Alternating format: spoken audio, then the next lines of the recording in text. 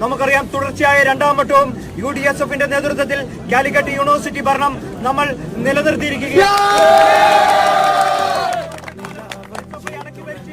ഒരു യൂണിവേഴ്സിറ്റി നമ്മൾ വലിയ രീതിയിലേക്കുള്ള മുന്നൊരുക്കങ്ങളുടെ ഭാഗമായി കഴിഞ്ഞ തവണ നമ്മൾ പിടിക്കുകയും ഇത്തവണ അതിൽ ഇരട്ടി ഭൂരിപക്ഷത്തിൽ കഴിഞ്ഞ തവണ 50 വോട്ടുകൾക്കാണ് നമ്മൾ വിജയിച്ചതെങ്കിൽ ഇത്തവണ 100-ന് മുകളിൽ വോട്ടുകൾക്ക് നമുക്ക് വിജയിച്ചു കയറാൻ സാധിച്ചത്.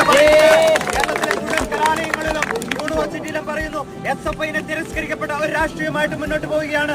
9 വർഷക്കാലം കേരളത്തിൽ ഭരണം നടത്തിയ പിണറായി വിജയന്റെ സർക്കാരിന് ഏറ്റവും ഒടുവിലത്തെ പ്രഹരമായി ഈ വിജയത്തെ നമ്മൾ നോക്കിക്കാണുകയാണ്.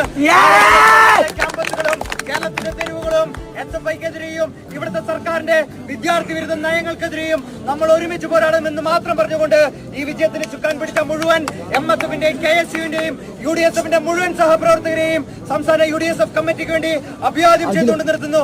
അഭിവാദികൾ